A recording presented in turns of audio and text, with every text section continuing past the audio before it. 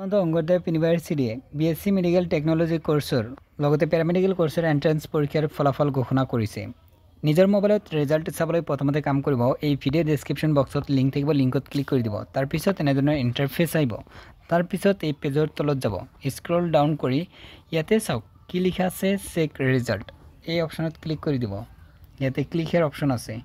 এই ক্লিক হিয়াৰ অপচনত ক্লিক কৰি দিলেই এনেধৰণৰ ইন্টাৰফেস আহিব।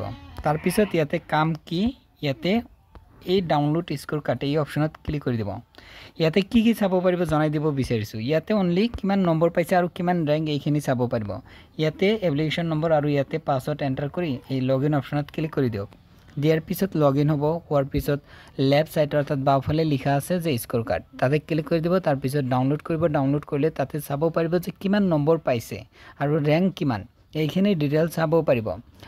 এইখিনি ডিটেইলছ প্ৰথমতে চেক কৰি লওক। তাৰ পিছত কি আহিব যে কোৱালিফাই যেটো পাৰ্সেন্টাইল দিছিল সেইমতে কিমান নম্বৰ পালে মানে প্ৰাইভেটত বা সৰকাৰীত ল'ব পাৰিব বা কোৱালিফাই হ'ব, সেইটো আজি বা পৰখি মানে 2 দিনৰ ভিতৰত সেই পাৰ্সেন্টাইল মতে মাৰ্ক কিমান পাব লাগিব জনাই দিব, মানে নোটিস প্ৰকাশ কৰিব, জনাই দিয়া হ'ব। আৰু কাউন্সেলিং যেটো প্ৰসেস হ'ব নেক্সট সেই নোটিস প্ৰকাশ কৰিব। নোটিসটো আহিলে জনাই দিম। এতিয়া ৰিজাল্টটো নিজে নিজে এবাৰ চেক কৰক।